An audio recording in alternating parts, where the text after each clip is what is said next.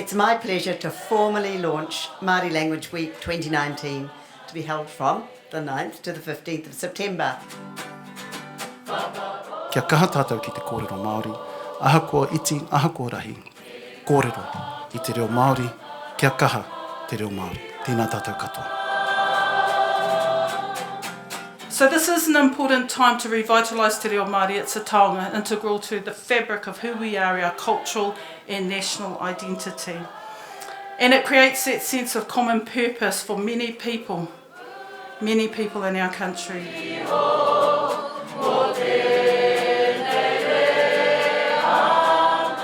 As I travel around the country, I am delighted to hear te reo being incorporated into conversation more and more, from formal greetings to the use of words and phrases that acknowledge and celebrate our identity, our values, and our sense of belonging to this country.